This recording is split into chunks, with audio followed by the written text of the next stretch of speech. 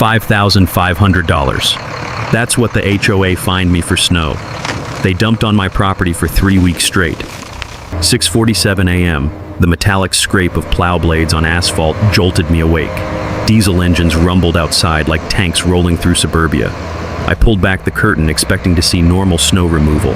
Instead, I watched 4 HOA trucks deliberately dump every flake from the entire neighborhood onto my property. Mountain of dirty snow, road salt burning my nostrils, ice chunks the size of bowling balls blocking my driveway completely.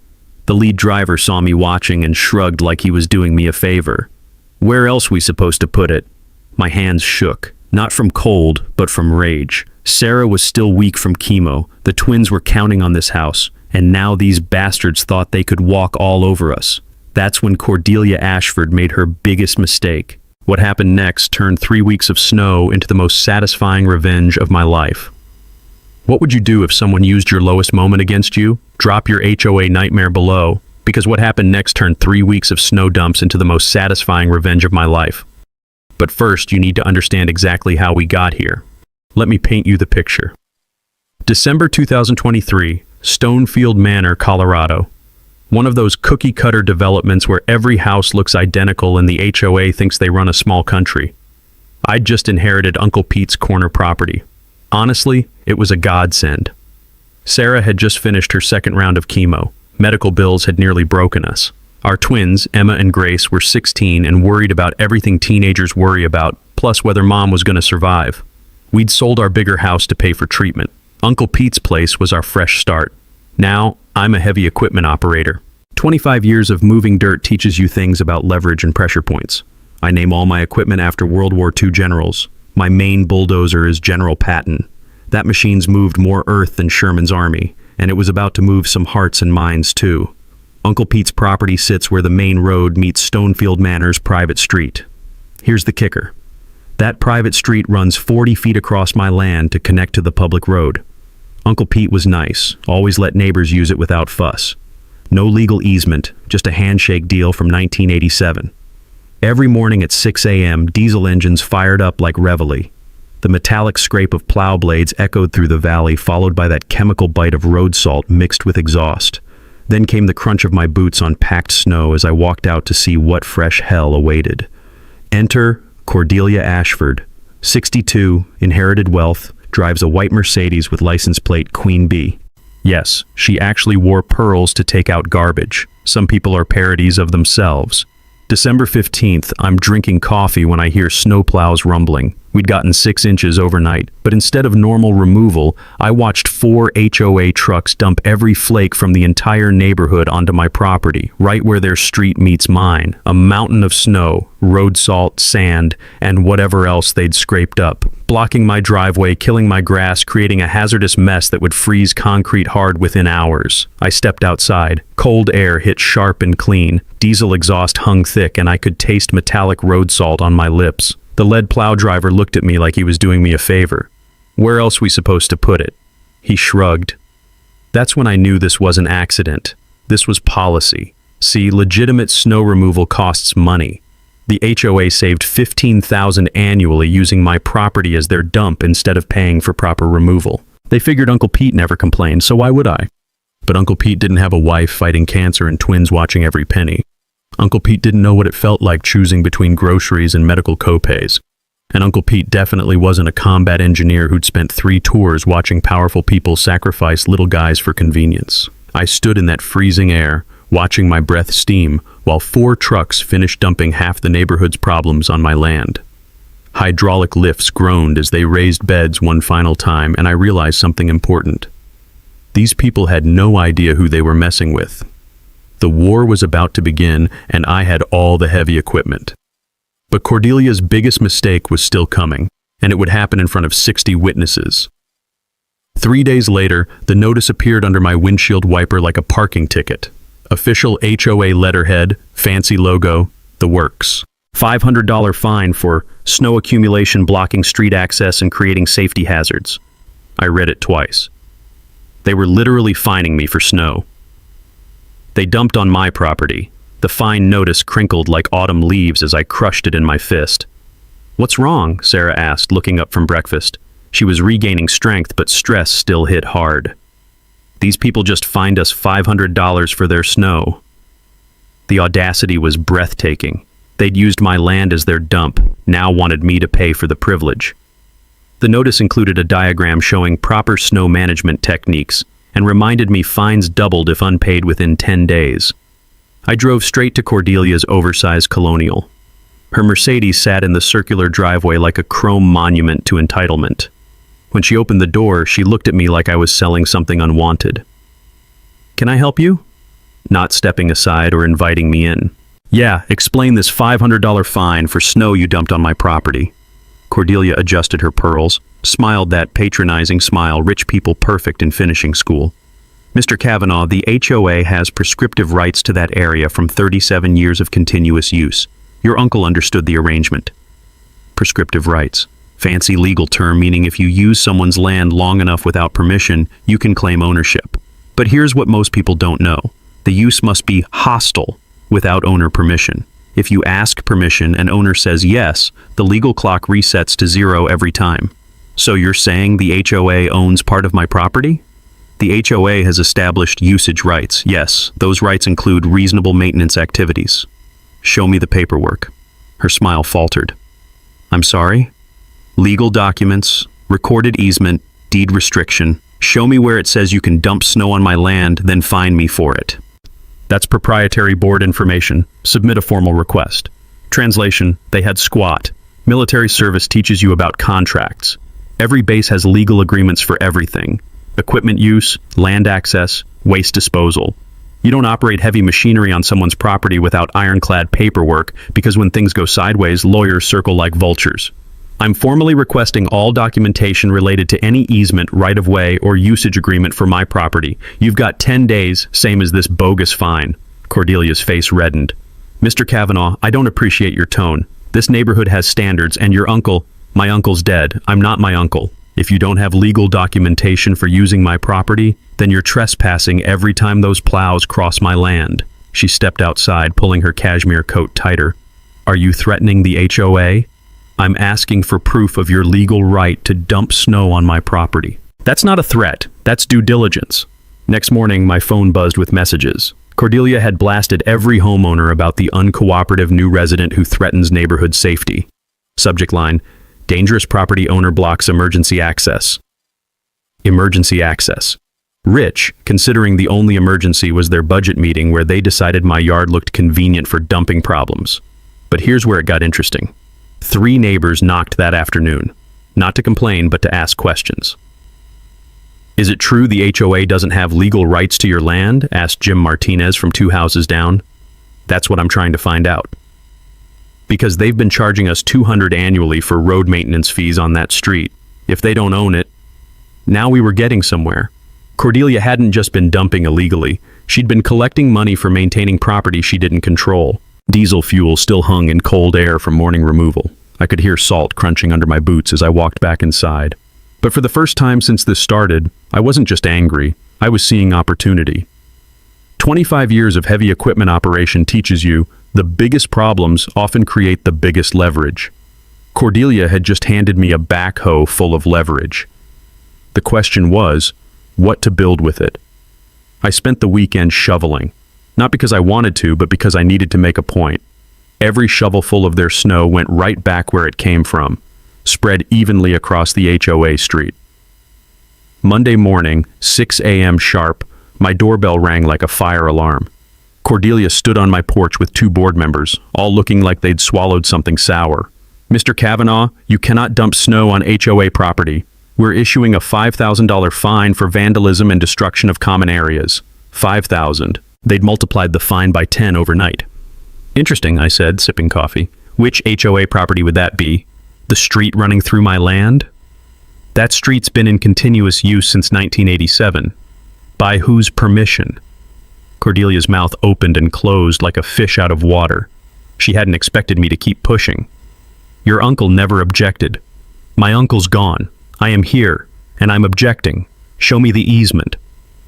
A nervous guy in an expensive suit whispered in her ear. She waved him off like a mosquito. Fine. We'll conduct a survey to establish our legal boundaries. Great idea. I'll hire my own surveyor. Make sure we're working with accurate information. I called Morrison Land Surveying that afternoon. Chuck Morrison had done boundary work for half the county's construction projects. His reputation was bulletproof. If Chuck said a line was wrong, banks and courts believed him. How long has that street been there? He asked. Since 1987, according to them. And no recorded easement? That's what I'm figuring out. Chuck's crew showed up 3 days later with enough equipment to map the moon. Laser theodolites, GPS units, metal detectors hunting original property markers. I watched them work while laser equipment whirred through morning air, sharp spray paint smell filling my nostrils as they marked boundaries.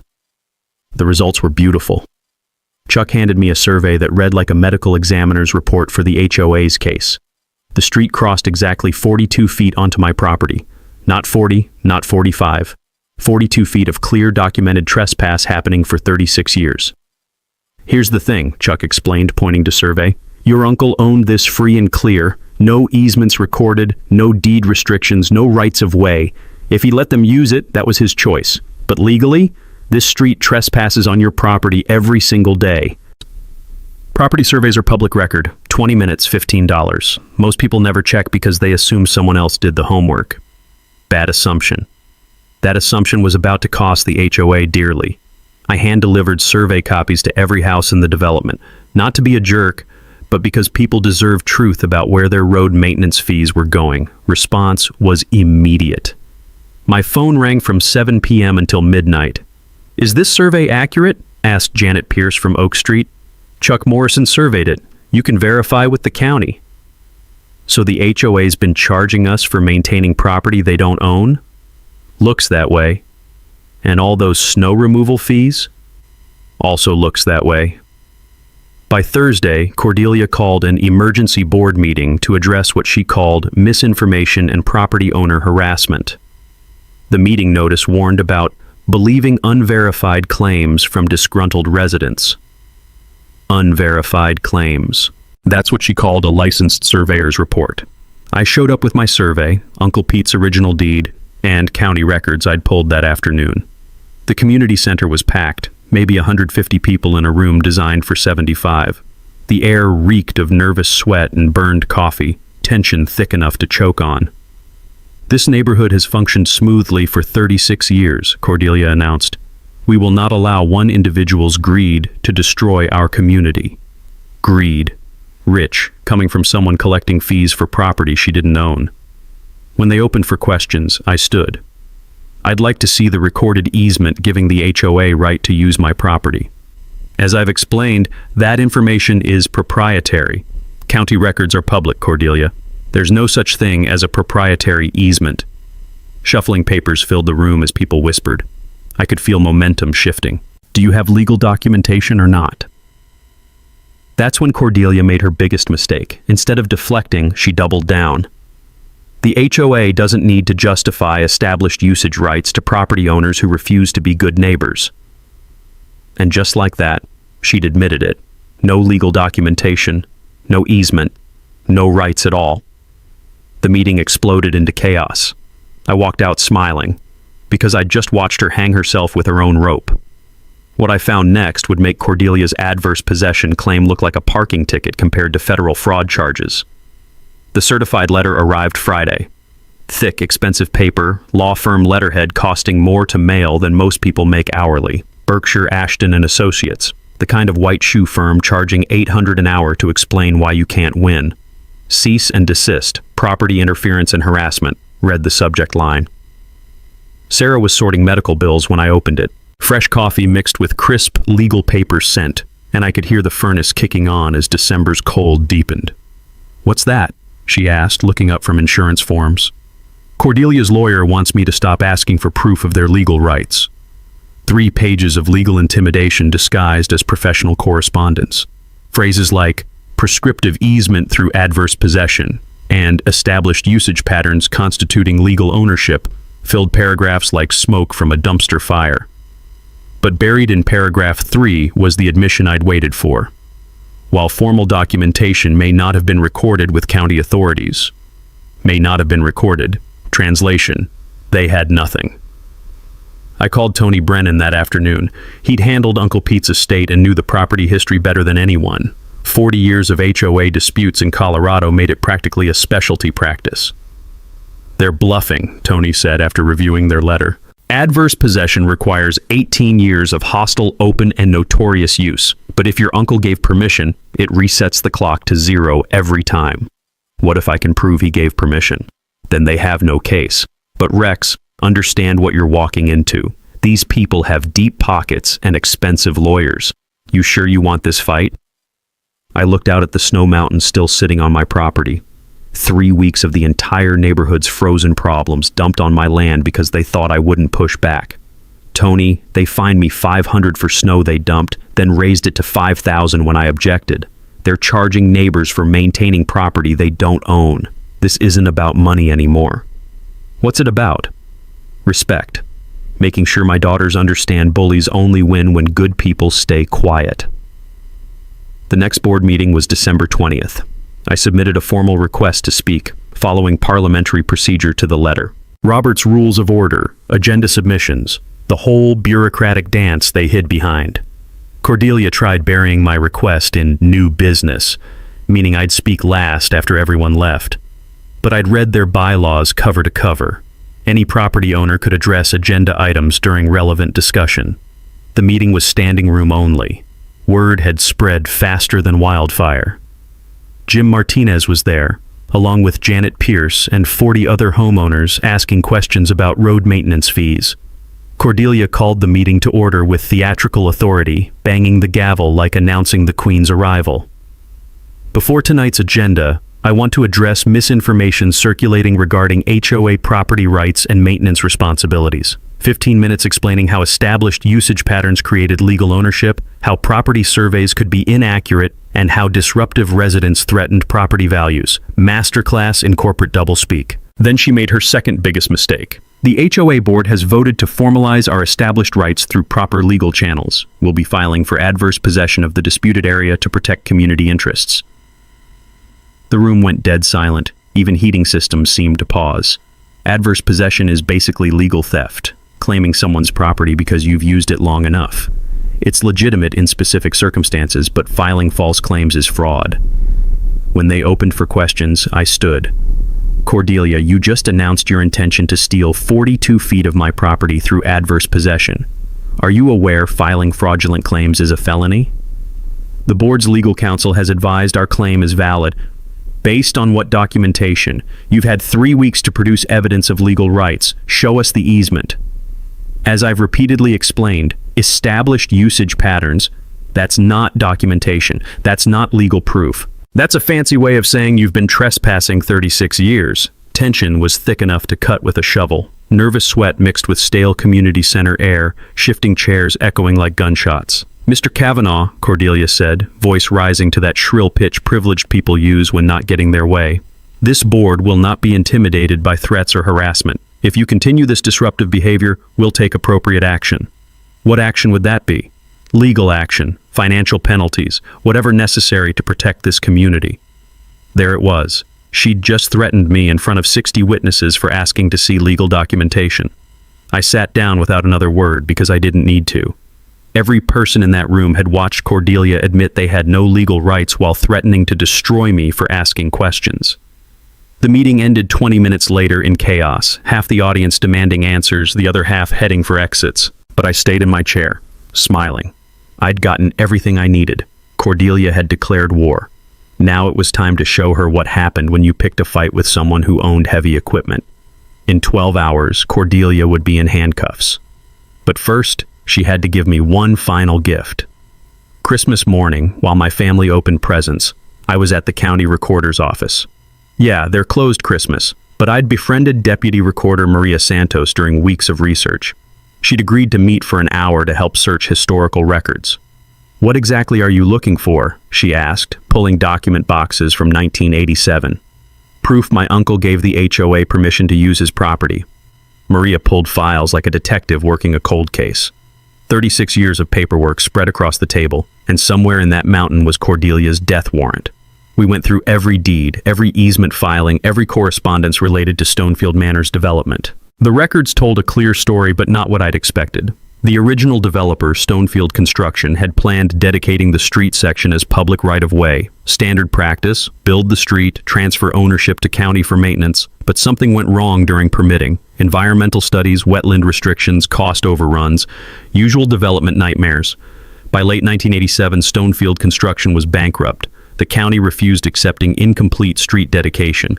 The HOA formed to manage the mess, but they never acquired legal rights to Uncle Pete's land. "Here's the smoking gun," Maria said, pulling a handwritten letter dated January 15, 1988. Uncle Pete's letter to the original HOA board, written in his careful carpenter's handwriting. "Gentlemen, I understand your need to use my property for street access until the county situation gets resolved. You have my permission to cross my land for now, but I expect this to be temporary. Please keep me informed about your progress with the county. Sincerely, Peter Kavanaugh." Permission. Temporary permission. Legal kryptonite for adverse possession claims. But Maria wasn't done. She'd found something else in 1995 tax records. "Your uncle wrote the county assessor that year," she said, showing me a photocopy. "He claimed tax reduction because part of his property was being used for neighborhood access at owner's discretion." Owner's discretion. Every year from 1995 to 2019, Uncle Pete documented he was allowing access as a favor, not legal obligation. 24 years of written evidence their use wasn't hostile. The adverse possession clock had never started ticking. But the real revelation came when Maria pulled recent property tax records. "Look at this," she said, pointing to line items I'd never noticed. The HOA's been claiming tax exemptions for road maintenance expenses on property they don't own. They've deducted $47,000 over 5 years. Tax fraud. They'd been writing off maintenance costs for property they had no legal right to maintain. Tax fraud investigators are like bloodhounds. Show them one irregular deduction, and they'll audit back to the Paleozoic era. "Maria, this is beautiful. But why didn't anyone catch this before?" Nobody looks unless there's a dispute. The county assumes people are honest about tax claims. Bad assumption when dealing with Cordelia Ashford. I drove home with copies of everything, mind racing through implications. The HOA built their entire snow removal strategy on property they didn't own. They'd collected road maintenance fees for unauthorized services. They'd claimed tax exemptions for fraudulent expenses. And they'd just announced intention to steal my property through adverse possession, despite documented evidence their use was permissive, not hostile. Sarah was making coffee when I walked into the kitchen, still buzzing from morning discoveries. "Good news?" she asked, seeing my expression. "Better than good. I found Uncle Pete's permission letter." And Cordelia just stepped in the biggest legal trap of her life. She doesn't know it yet, but she's about to learn what happens when you threaten a combat engineer with documentation, heavy equipment, and absolutely nothing left to lose. Fresh coffee mixed with satisfaction of overwhelming evidence, and I could hear Emma and Grace laughing in the living room with Christmas gifts. For the first time in months, everything felt exactly as it should, except for that snow mountain in my yard. Time to turn that problem into the solution Cordelia would never forget. The day after Christmas, I spread Uncle Pete's letter, tax records, and survey documents across my kitchen table like a general planning invasion. Sarah brought coffee while I sketched what would become the most satisfying construction project of my career. "You're really building a wall?" she asked, studying my drawings. "Not just any wall, the most perfectly legal, absolutely bulletproof, completely immovable wall in Colorado history. 25 years of heavy equipment operation teaches you the best solutions are simple, visible, and impossible to ignore." Cordelia wanted to play property rights games? Perfect. I'd give her a masterclass in what property rights actually meant. The design was elegant in simplicity. 12-foot wall of compacted snow and ice, reinforced with steel rebar every 18 inches, positioned exactly on my property line where their street attempted crossing my land. Not blocking a public road, blocking private trespass. I called union buddies first. When equipment operators stick together, amazing things happen. "Rex, you crazy bastard," laughed Danny Torres, who ran the local operating engineers chapter. "You want to borrow what?" "Compactor, snowblower, maybe some rebar. I'm building a property line improvement." "This about that HOA thing? Because half the guys are dealing with similar crap in their neighborhoods." Word had spread through the union. Danny called back with a crew list that read like a revenge fantasy. We got compactors, rebar, and 3 days of guys who hate HOA bullies. By New Year's Day, I had commitments for equipment, materials, and volunteer labor from guys who understood the satisfaction of perfectly executed projects. Chuck Morrison stopped by to review wall placement. We marked every inch with spray paint and stakes, ensuring the structure would sit entirely on my property while completely blocking illegal street access. Legally speaking, Chuck explained, you have absolute right to improve your property however you want, long as you stay within boundaries. Property law's beauty is simplicity. Your land, your rules. No permits required for snow management on private property. No height restrictions for temporary winter structures. No environmental studies for frozen water. Tony Brennan reviewed the entire plan with bomb squad technician thoroughness. Rex, this is either brilliant or insane, possibly both. Which side of the law am I on? Completely legal. Cordelia Street has no more right crossing your property than I do. You could build a house on that spot if you wanted. I don't want a house. I want justice. We calculated the financial pressure this would create. The HOA had exactly 2 options. Pay me for legal access rights or spend $50,000 building new road around my property. Either way, their free ride was over. But I wasn't stopping with the wall. Maria Santos had introduced me to Detective Frank Kowalski from County Fraud Division. Filing false tax claims gets law enforcement very interested very quickly. You're saying they deducted $47,000 in maintenance costs for property they don't own? Frank asked, reviewing Maria's documentation. Plus collecting road fees from homeowners for the same property. Frank's eyes lit like Christmas morning. White-collar crime investigators live for cases with clear paper trails and obvious victims. Keep building your wall, Rex. We'll handle the financial investigation. By January 3rd, everything was positioned. Equipment staged at neighbor Jim's house to avoid trespassing accusations. Rebar delivered and sorted by length. Security cameras installed to document every construction moment and trespassing attempt. Emma and Grace helped prepare final details. They'd inherited their mother's attention to detail and father's love of well-executed plans. Dad, what if they try tearing it down? Grace asked, watching me test camera angles. Then they'll be destroying private property on video. That's called vandalism.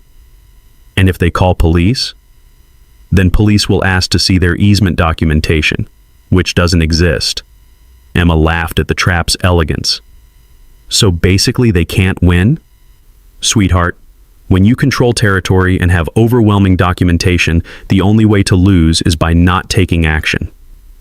Military engineers learn defensive positions succeed through 3 principles: legal authority, physical impossibility, and public visibility. My wall would demonstrate all 3 simultaneously. Final piece was media strategy.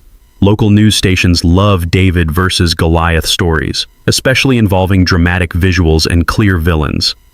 I'd contacted Channel 7's investigative team about HOA financial irregularities. We're interested, said reporter Jessica Chang during our call. Can you guarantee visual impact?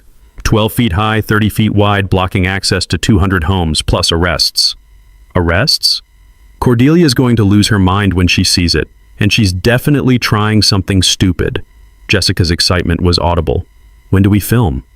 January 8th. Be here by 6 a.m. Bring good cameras. Motor oil and hydraulic fluid filled my garage as I performed final maintenance on General Patton. 25 years of moving earth taught me to respect equipment preparation. Tomorrow's mission required perfect execution. Sarah found me at midnight, making final blade angle adjustments. You ready for this? She asked. I looked at wall plans, legal documentation, and communication strategy spread across my workbench. Honey, I've been ready since December 15th. Tomorrow, Cordelia Ashford learns what happens when you mistake kindness for weakness. January 4th brought the most expensive legal letter I'd ever seen. Hand-delivered by a courier costing more per hour than most people make daily, the envelope was thick enough to stop bullets and carried Morrison, Sterling, and Associates letterhead, the kind defending Fortune 500 companies against federal investigations. Mr. Kavanaugh, the cover letter began, our client, Stonefield Manor HOA, has retained our services to pursue adverse possession claims and criminal trespassing charges related to your interference with established property rights. Criminal trespassing charges against me on my own property. Sarah read over my shoulder while I worked through 8 pages of legal threats disguised as professional correspondence. Fresh ground coffee mixed with expensive paper and cheaper intimidation tactics. "They're saying you could face federal charges for interfering with community infrastructure," she said, voice tight with worry. "They're saying lots of things, none true."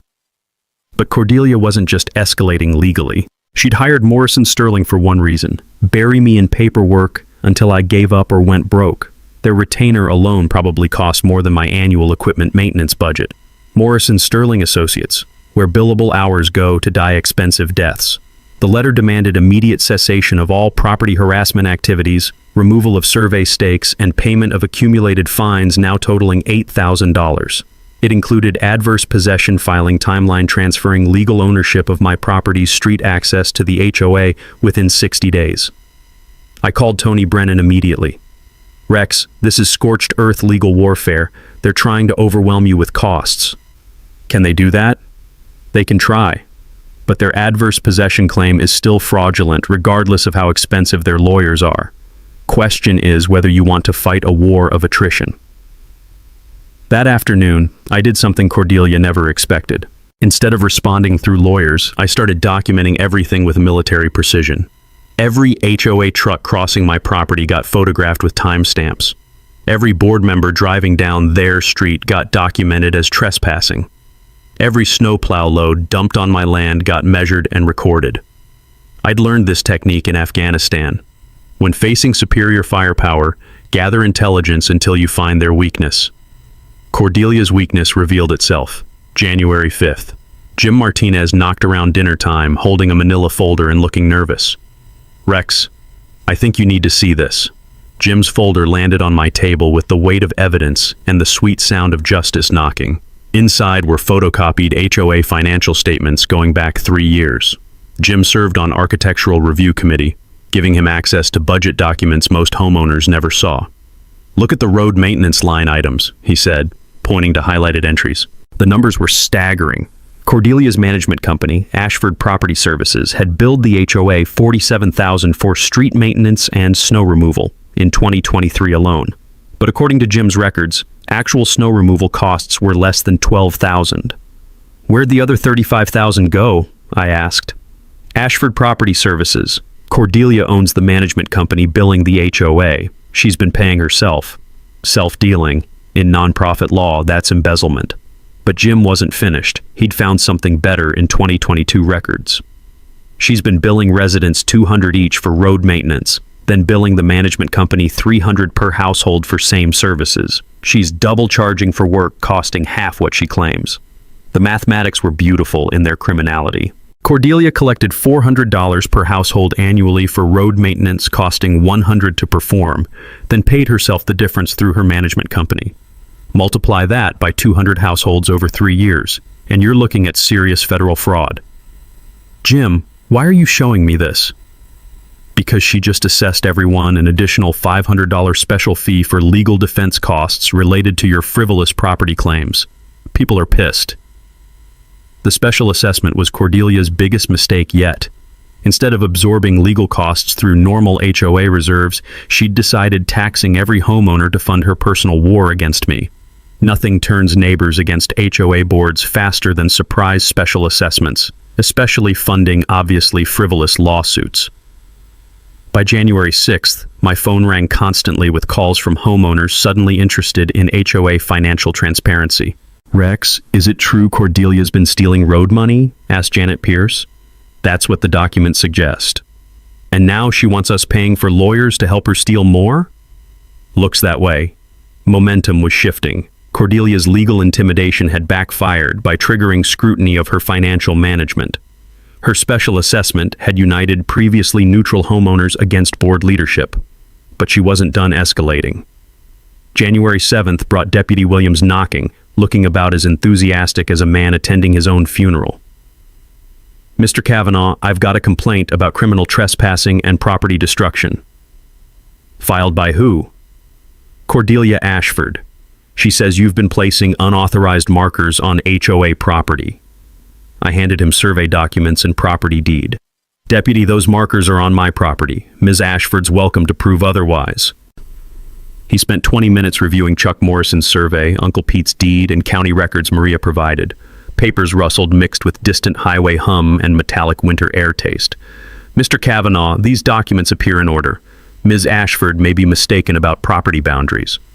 Deputy Williams, Ms. Ashford's been collecting money for maintaining property she doesn't own while threatening legal action against the actual owner. You might want looking into that.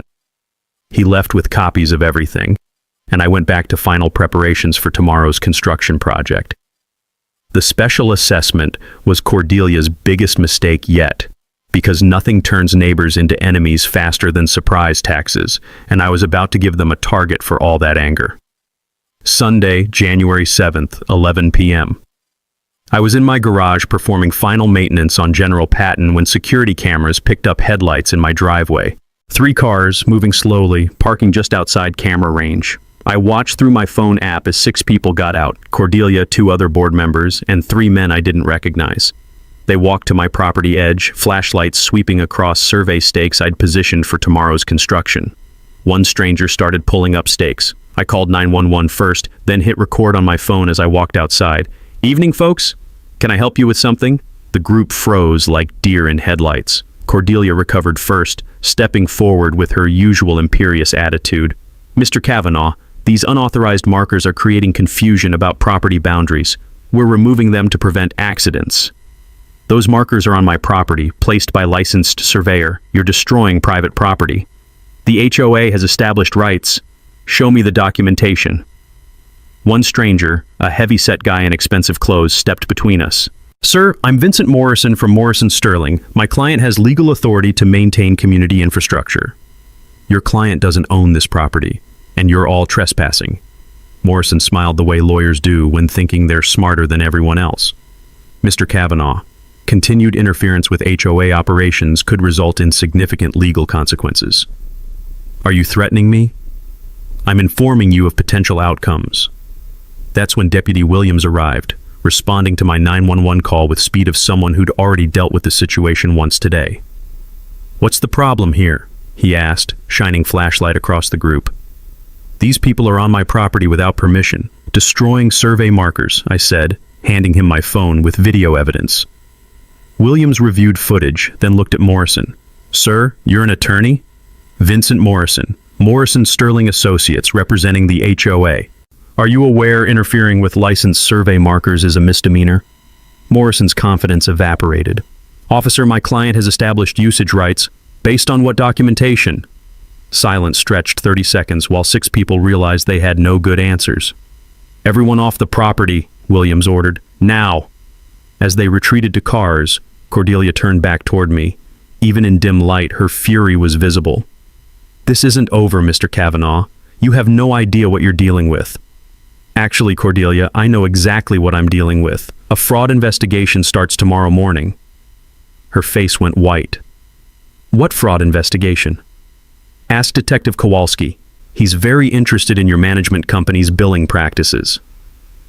Cars left my driveway faster than they'd arrived, and Williams finished his report with thoroughness of a man documenting evidence for future court proceedings. "Rex, be careful," he said before leaving. "People like this don't give up easy." He was right. Monday morning brought Cordelia's final desperate move. At 5:30 a.m., my security cameras detected movement. Not at my property this time, at Jim Martinez's house, where my equipment was staged. 2 men with crowbars were attempting to disable General Patton's hydraulic systems.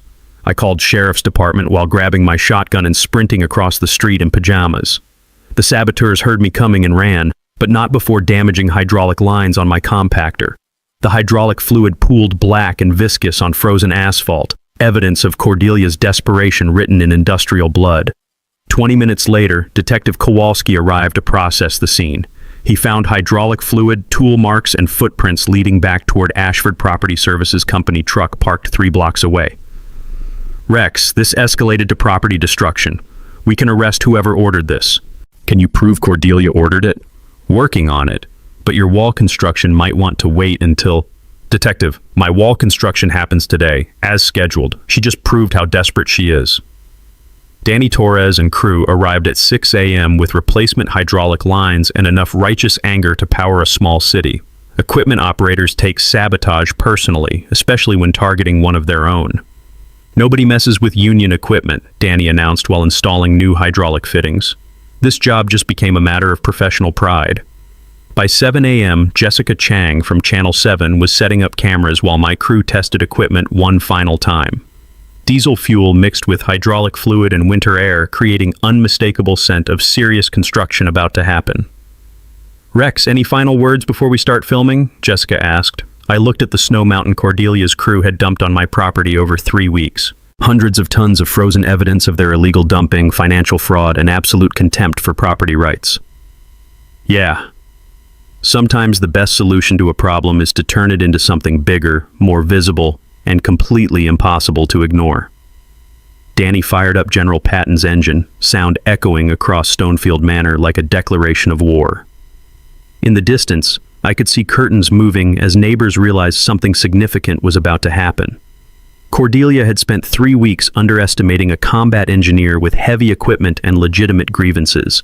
She was about to discover the difference between threatening someone and actually fighting them. By 7 a.m., Jessica Chang was setting up cameras while Cordelia slept peacefully in her mansion, completely unaware that her world was about to collapse on live television. At 8 a.m. sharp, General Patton's blade bit into the first pile of snow with the satisfying crunch of justice being served. The hydraulic whine of compactor mixed with diesel engine roar as we began transforming 3 weeks of illegally dumped snow into the most perfectly positioned property improvement in Colorado history. Jessica Chang and her camera crew captured every moment from multiple angles while Danny Torres operated the compactor with surgical precision. Each pass compressed snow and ice into solid blocks, building the wall 18 inches at a time. "Rex, describe what you're building," Jessica said, shoving a microphone toward me while General Patton moved another ton of snow into position.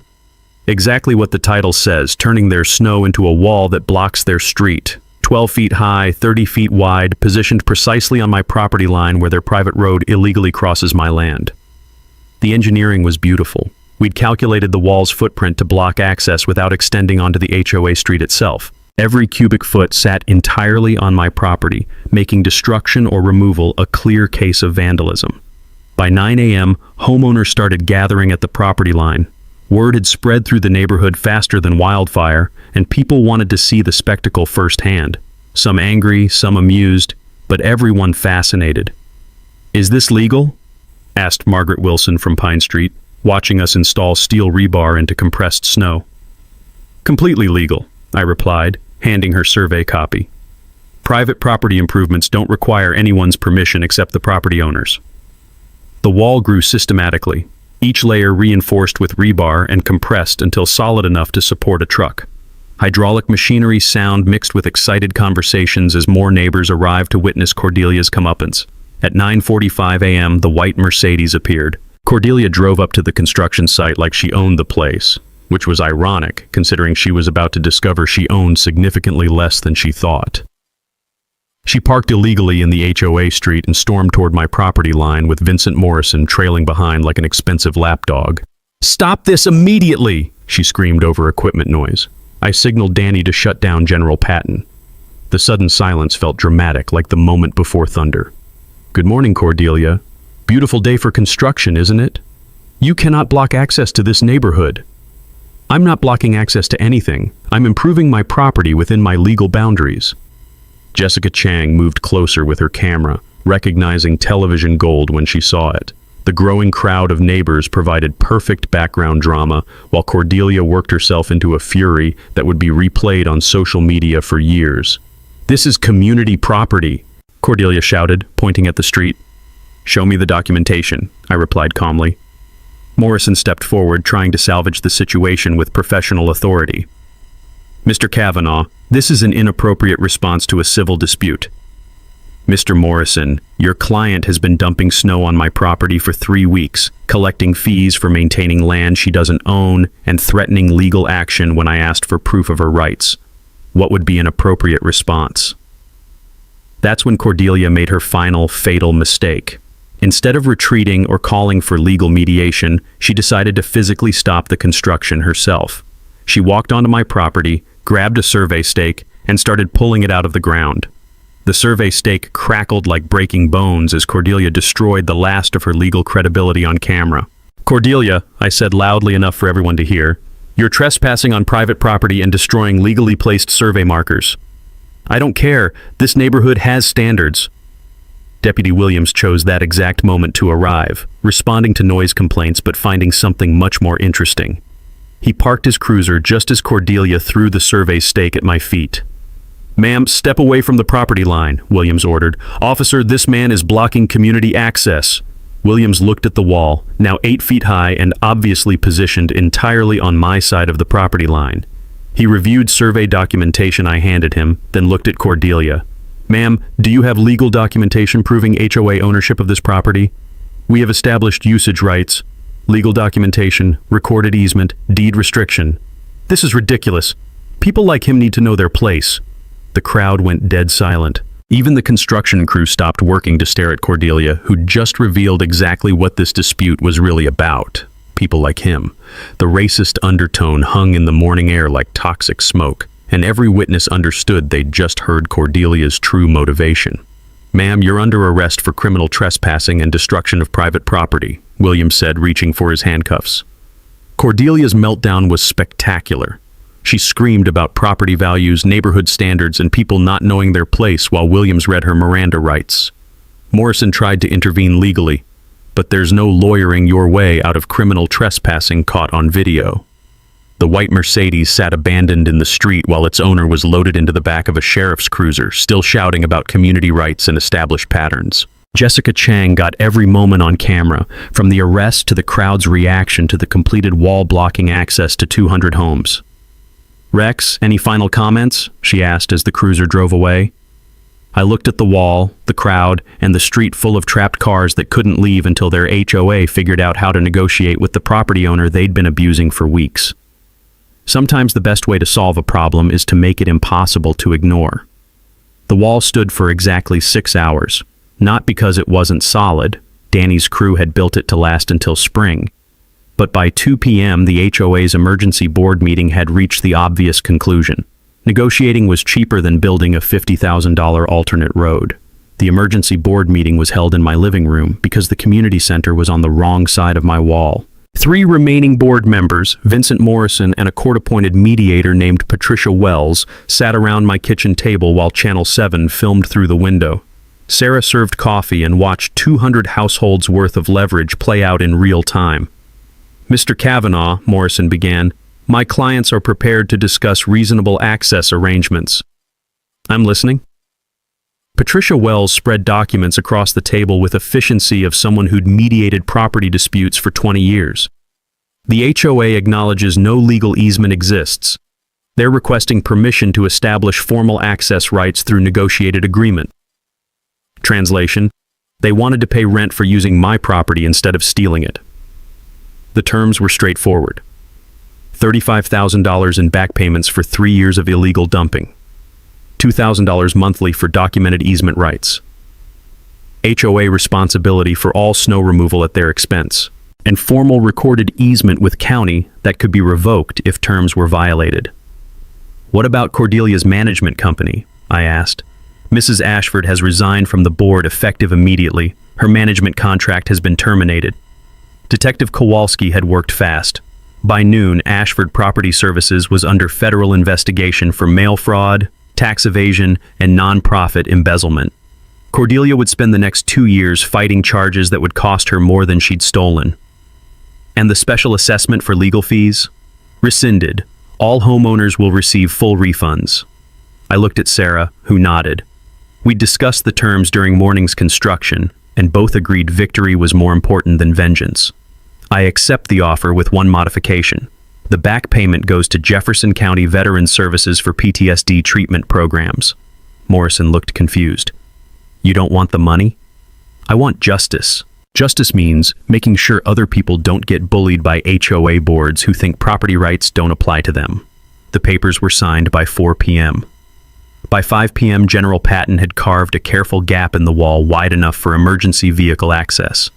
The full wall would stay until spring, serving as a visible reminder of what happens when HOA boards mistake kindness for weakness. Channel 7's evening news coverage went viral within hours. Veteran uses snow to block HOA after dumping dispute hit social media like a guided missile, generating 3 million views and 15,000 comments in the first 24 hours. The story resonated because everyone knows someone who's dealt with HOA abuse. Property owners across the country shared their own horror stories, and several contacted me for advice on fighting similar battles. 6 months later, Sarah and I established the Property Rights Defense Fund, using media attention from the Wall story to raise money for legal assistance to homeowners facing HOA abuse.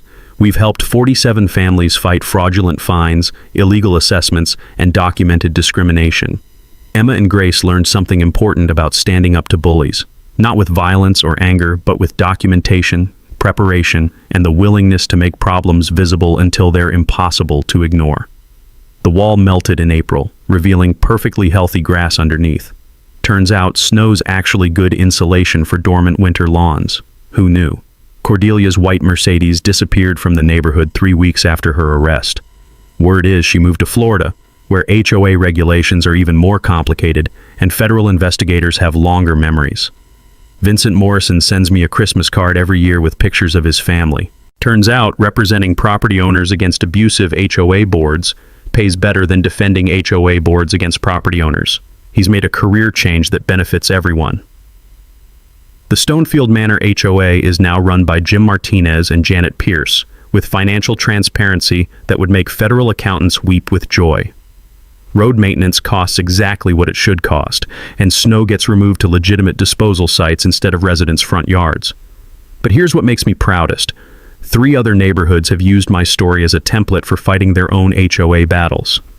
Documentation, legal preparation, and strategic use of public pressure works, whether you're dealing with snow dumping, fraudulent fines, or discriminatory enforcement. Sometimes the best way to fix a broken system is to show everyone exactly how broken it really is.